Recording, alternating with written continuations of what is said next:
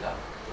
Sebagai contoh ya, misalnya perusahaan pada umumnya kan mengukur pendapatan revenue ya, katakanlah di tahun X misalnya gitu ya. Ketika kita membuat pengukuran paling tidak ada 3 kondisi ya, misalnya dibandingkan dengan target misalnya ya. Pertama bisa sama dengan target ya, ya kedua lebih tinggi deh harapannya yang gitu kan selalu ya, atau lebih kecil dari target kan, bisa jadi ya 3 kondisi itu kan gitu ya. Sekarang perusahaan yang baik, perusahaan yang berusaha untuk melakukan improvement secara berkelanjutan gitu ya, itu diminta untuk memaknai hasil itu. Ya, apa sih yang menyebabkan revenue sama dengan tahun kemarin? Apa sih yang menyebabkan revenue tahun ini lebih baik dari tahun kemarin? Atau sebaliknya, apa yang menyebabkan revenue pada tahun ini lebih buruk dari tahun sebelumnya? Bahkan lebih buruk mungkin dibandingkan dengan pesaing misalnya begitu. Itu diminta untuk dimaknai gitu. Pemaknaan yang pertama yang harus dilakukan perusahaan itu adalah terhadap apa? Terhadap sumber dari revenue itu sendiri. Apa nanti? Customer. Pelanggan, customer, betul ya. Kalau nggak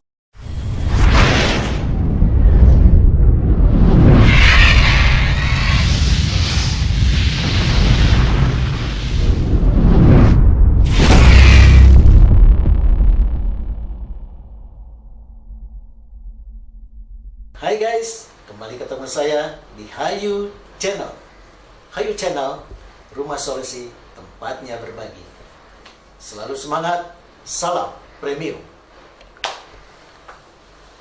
Guys, mengingat banyaknya pertanyaan-pertanyaan ataupun sesuatu yang berkaitan dengan bisnis excellent.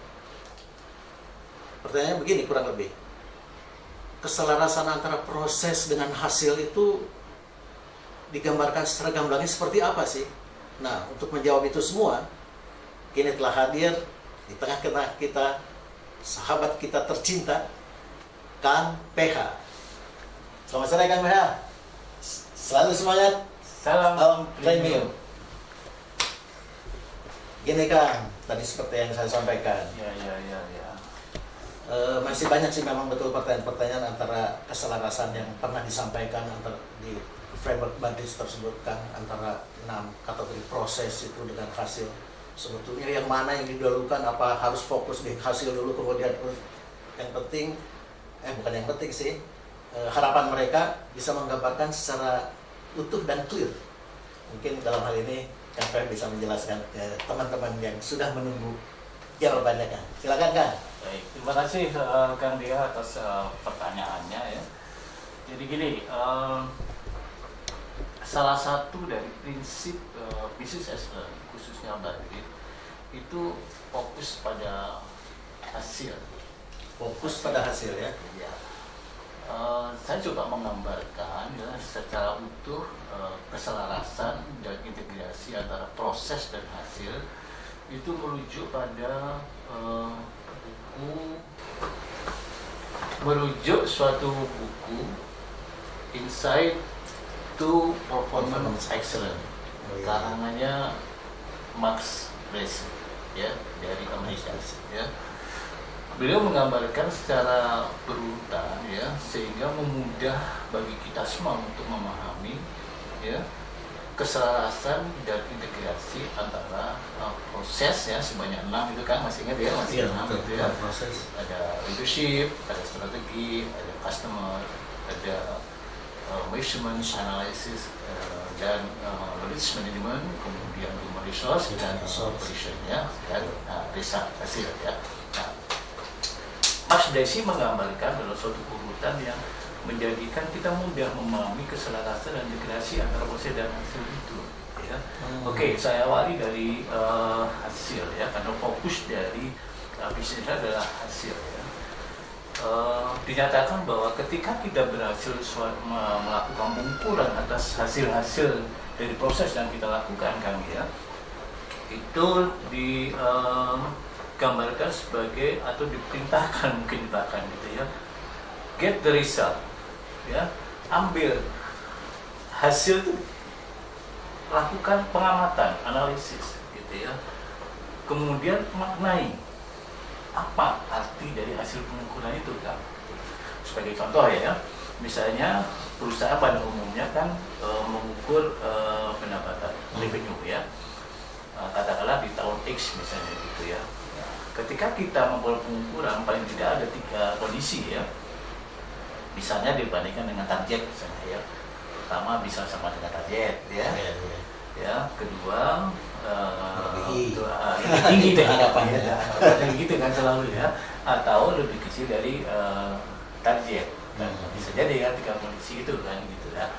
Sekarang perusahaan yang baik, perusahaan yang berusaha untuk melakukan improvement secara berkelanjutan gitu ya, itu diminta untuk memaknai hasil itu.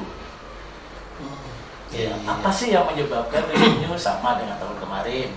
Apa sih yang menyebabkan revenue tahun ini lebih baik dari tahun kemarin? Atau sebaliknya, apa yang menyebabkan revenue pada tahun ini lebih buruk dibanding sebelumnya? Bahkan lebih buruk mungkin dibandingkan dengan pesaing misalnya begitu. Itu diminta untuk dimaknai gitu. Pemaknaan yang pertama yang harus dilakukan seluruh perusahaan itu adalah terhadap apa? Terhadap sumber dari revenue itu sendiri. Apa namanya? Customer. Pelanggan, customer, betul ya. Kalau nggak salah masuk ke kategori 3. Betul, kategori 3. Ya, ingat ya, ini 7. Ya, oke, 3. Jadi dimaknainya ke pelanggan dulu, karena pelanggannya mengkonsumsi dari produk dari suatu perusahaan itu yang menghasilkan pendapatan kan. Nah, gitu ya. Berikutnya ya, untuk bisa mengetahui sejauh mana ya pelanggan ini memberikan dampak positif kepada perusahaan, banyak hal yang bisa diukur. Pemaknaan itu ada pengukuran sebetulnya kan ya, melalui survei ya, melalui interview, melalui apapun yang sifatnya adalah perusahaan harus bisa mendapatkan suara dari pelanggan. Nah, suara pelanggan itu banyak ya.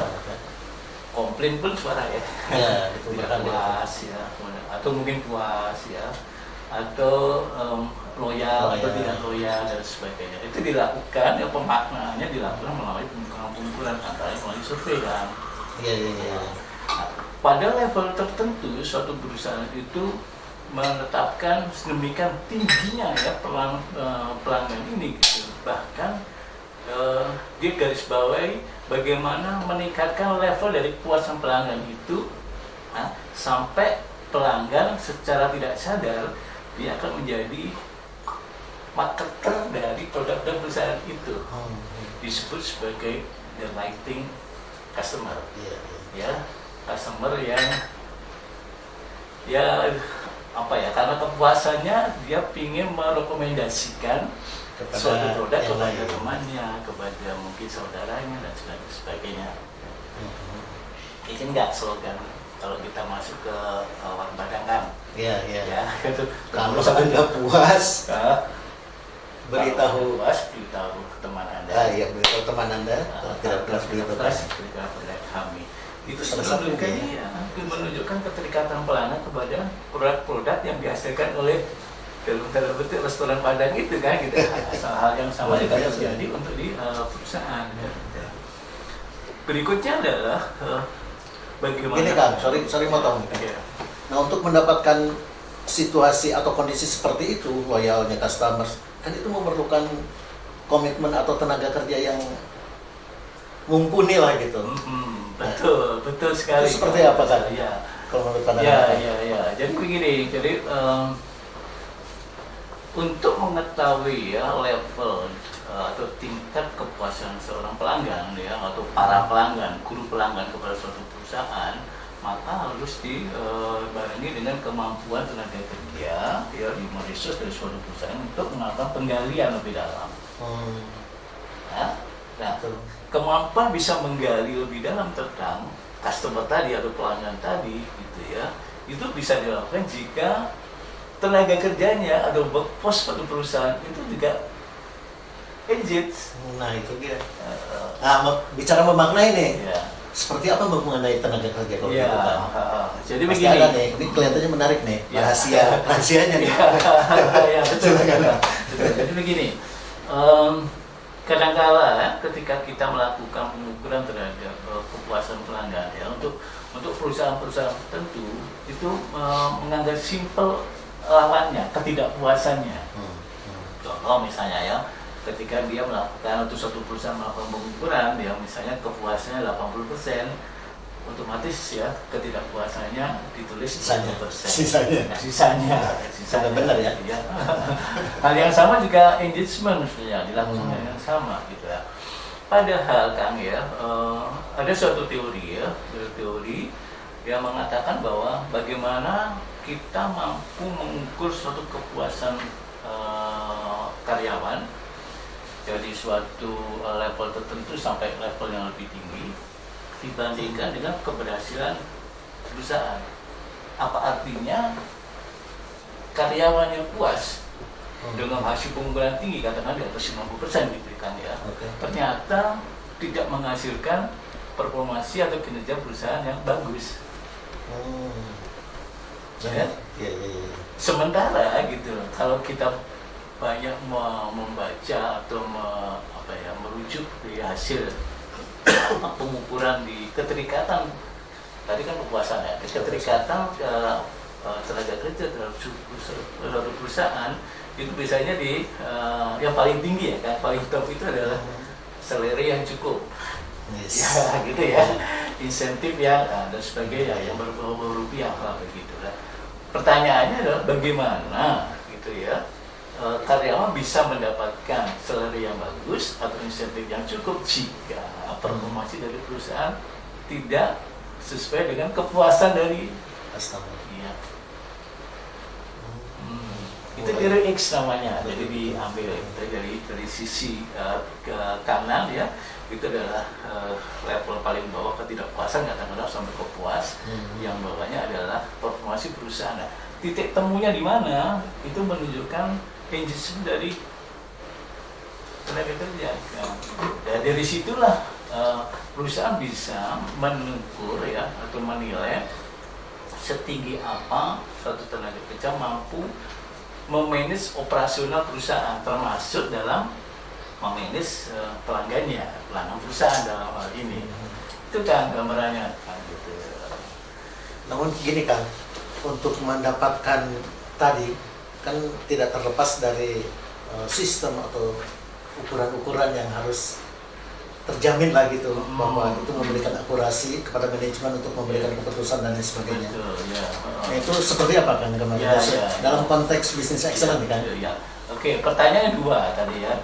DH mengatakan pertama adalah bagaimana sistem diletakkan supaya sumber daya manusia tadi bisa bekerja sesuai dengan kaidah-kaidah yang dalam perusahaan ya. Kedua adalah ukurannya kan ya. Oke, saya jawab dari sisi dulu, sistemnya dulu ya. Memang benar kan gitu. Jadi supaya tenaga kerja atau human resource dari suatu perusahaan bisa bekerja sesuai dengan yang dikehendaki oleh perusahaan, dia harus tetap mengikuti undang-undang yang ditetapkan perusahaan. Kalau ini adalah sistem, prosedur, apapun lah begitu yang terjadi. Itu harus kan. Itu termasuk di dalamnya adalah target-target yang harus dipenuhi. Ya. Terkait dengan tadi tidak hanya pelanggan, tapi terkait juga performansi atau kinerja dirinya sendiri. Nah, dia harus mengikuti apa? Mengikuti sistem dan pandangan yang ada supaya nggak kesana kemari kan ya. Kalau misalnya tidak terjadi keselarasan antara tindakan yang dilakukan oleh tenaga kerja dengan sistem yang ditetapkan oleh perusahaan, jangan-jangan simptomnya nggak jelas. Ya, kemana arahnya gitu ya. Bisa jadi kalau hanya 1-2 tenaga kerja bisa cepat dilakukan penyelarasan dia, tapi kalau tenaga kerjanya banyak dan tersebar gitu ya, itu menjadi sulit. Nah, makanya sangat penting sistem dan prosedur atau tata kelola perusahaan segala macam itu harus dikelola ya dengan baik gitu, ditetapkan, dikelola dengan baik ya, dijalankan dengan baik dan sebagainya. Ingat kan waktu saya jelaskan tentang 11 core values atau kinerja unggul perusahaan excellent ya? Iya. Yang nomor 1 kan perspektif keseimbangan ya. Iya betul. betul-betul diletakkan di atas supaya apa? Supaya suatu perusahaan itu betul-betul tadi menetapkan sistem yang jelas ya untuk tadi menggait paling tidak tenaga kerja ya, kita berbicara tenaga kerja ya dalam rangka tadi kita dorong untuk bisa mengelola pelanggannya gitu. Itu dari sisi sistem ya. Kemudian berikutnya adalah Mas Blesi menggarisbawahi ini ya ketika hasil sudah bisa kita lakukan pengukuran, kita maknai larinya ke pelanggan, kemudian ke tenaga kerja, kemudian sistem dan prosedur operasional, maka suatu perusahaan diharapkan ada otaknya di dashboardnya. Dashboard apa yang memuat apa? Pertama adalah dashboard pengukuran itu sendiri. Dari sisi pelanggan, dari sisi tenaga kerja dan sisi operasional tadi ya saya bilang. Ya. Kemudian setelah dari pengukuran, dashboard itu harus bisa memberikan analisis terhadap apa ini hasil pengukuran kan di atas sebenarnya analisis menjadi informasi dan informasi biasanya larinya kemana gitu ya ke knowledge ya ke pengetahuan untuk apa untuk dasar pengambilan keputusan manajemen tadi kan. Bisa kita bayangkan ya seorang pimpinan ketika mengendarai kendaraannya dia tidak punya dashboard, kendaraan tidak punya dashboard atau dashboardnya nggak karuan ya. Sama seharusnya menunjukkan apa nih bahan bakarnya sudah di posisi E ya balik kiri tapi dia masih menunjuk ke tengah-tengah atau informasi tentang RPM misalnya gitu nggak jelas ya seharusnya sekian RPM ya tidak bisa kita bayangkan kan seorang pimpinan yang mempunyai dashboard yang tidak akurat maka dia ketika mengambil keputusan ini mau digas atau direm itu menjadi sesuatu dilematis kan. Itu tidak boleh makanya tadi harus dipasang dengan betul kan ya supaya apa seorang pimpinan bisa mengambil keputusan pada saat yang tepat pada kondisi yang tepat ya pada bobot yang tepat juga gitu sebagainya ya. Kalau bicara soal kepemimpinan kan untuk menghadapi kondisi semacam itu semua kan udah serba ideal ya. Bicara makna lagi kan berarti bicara ukuran tadi Akang udah menggarisbawahi. Kalau bicara makna berarti bicara ukuran. Seperti apa kan?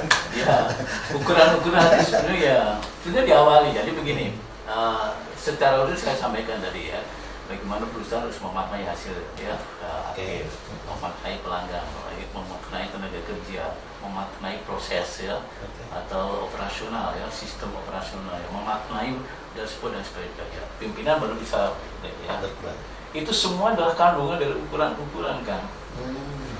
Tadi ya saya sebutkan tadi ya nggak mungkin dashboard yang benar ada dashboard yang bisa menjadi ukuran kan gitu ya. Ini mobil kurang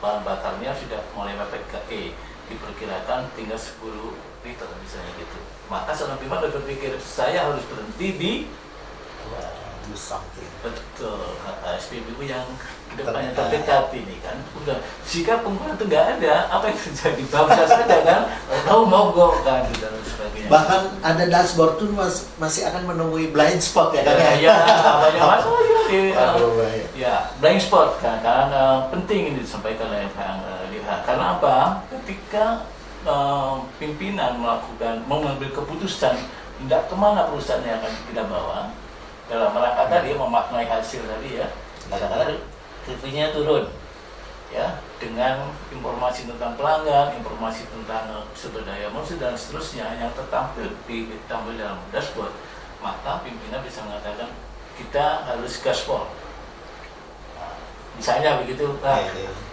kata-kata gaspol tadi itu tertuang di dalam berikutnya step berikutnya namanya strategi. Nah strategi itu tadi kan bisa tanya soal saya selanjutnya ya, kandidat tadi bicara masalah blind spot ya, bukan blank spot ya kalau blind spot gitu ya. Jadi suatu kondisi di mana kita tidak mampu melihat bahwa kejadian akan terrealisir gitu ya, baru muncul dan sebagainya. Nah, sebetulnya di dalam strategi itu ada 3 ya, blind spot itu yang paling kanan katakanlah yang paling ya. Awal dulu kita lihat gitu ya, strategi itu dilihat pertama kali dari lesson learn Pembelajaran. Karena perusahaan ini berjalan, ya, ke tahun pertama, tahun kedua, ketiga dan sebagainya kan. Nah, pembelajaran ini, gitu ya, yang baik akan jadikan sebagai sesuatu yang disimpan menjadi knowledge, jadi rujukan untuk menggulirkan perusahaan itu. Pembelajaran juga bisa dilakukan melalui kegiatan yang di luar perusahaan, Kang, termasuk benchmark atau apa-apa yang dilakukan oleh kompetitor. Ya, bisa jadi kan pembelajaran itu kan, gitu ya. Dari manapun lah, gitu. Pokoknya belajar atas kejadian yang baik akan diambil untuk jadi sebagai rujukan dalam mengerjakan perusahaan ke depan. Kedua, itu risiko, risk. Risiko pasti ada yang dari perusahaan. Ya, by definisi risiko itu adalah segala sesuatu yang berpotensi menghambat tercapainya tujuan. Ya, katakanlah tadi ya, hasil pemaknaan dari pembukaan tadi adalah revenue perusahaan turun. Kemudian dengan penguasaan berbagai kondisi tadi, pelanggan, kemudian sumber daya manusia dan seterusnya, seorang pimpinan mengatakan kita akan melakukan penetrasi lebih dari tahun kemarin. Kata-kata penetrasi lebih dari tahun kemarin itu pasti ada risiko, ada yang bisa menghambat tercapainya tujuan menaikkan revenue kan, Kang, ya. Ya, itu yang harus dilihat risiko itu. Nah, risiko supaya tidak menjadi penghambat tercapainya keinginan pimpinan tadi, ya, tidak menghambat tercapainya tujuan yang ditetapkan oleh seorang leader, maka dia harus dimitigasi. Nah, mitigasi ini supaya bisa terrealisir harus disusun dengan program-program. Dan kegiatan, kalau kita biasa ngomong rencana kerja dan anggaran perusahaan. Nah, kalau bisa ngomong strategi tadi kan gitu ya, strategi jangka panjang, strategi dalam rangka apa? Yang pertama tadi ya adalah untuk menjalankan pembelajaran sudah dilakukan oleh perusahaan maupun oleh pihak eksternal. Yang kedua adalah memitigasi ya risiko-risiko yang ada melalui program-program yang digulirkan dan dieksekusi. Nah, yang ketiga adalah blind spot tadi kan. Nah, ini yang kadang-kadang gitu ya. Nah, contoh real adalah yang dihadapi banyak perusahaan sekarang ini adanya COVID. Tiba-tiba kan di bulan Maret siapa sangka ya kita sudah suatu perusahaan sudah melakukan perencanaan yang bagus, berjalan selama 2 bulan, tiba-tiba cut, COVID datang. Itu adalah blind spot kan. Nah, disitulah suatu perusahaan diuji ya, itu paling nggak berdasarkan 3 hal. Yang pertama adalah bagaimana dia bisa meningkatkan agility-nya. Ini masuk di dalam strategi kan ya. Bagaimana suatu perusahaan bisa meningkatkan kelincahannya. Ya. Yang kedua adalah bagaimana perusahaan itu bisa menunjukkan ketangguhannya dalam menghadapi kondisi blind spot ini kan. Ya. Terus yang ketiga adalah sejauh mana perusahaan itu ya, bisa menghasilkan suatu inovasi yang meningkatkan daya saingnya sekaligus untuk menjamin keberhasilan ke depan. Lintas ya, jadi 7. Kalau kita petakan tadi ya, apa yang disampaikan oleh Mas Blesi di dalam bukunya Insight for Performance Excellence itu adalah menggambarkan alignment atau keselarasan antara proses dengan hasil secara holistik. Ya, itu yang bisa saya sampaikan kan. Mantap kan. Saya pikir cukup gamblang lah. Mudah-mudahan tidak lagi. Tapi kalau misalkan teman-teman masih ada yang mau pertanyaan, silakan kalau di kolom komen silakan pertanyakan. Kalau memang masih ada yang perlu ditanyakan. Oke, Kang PH, terima kasih. Mudah-mudahan apa yang disampaikan bisa memberikan pencerahan pada para penonton video pada episode kali ini.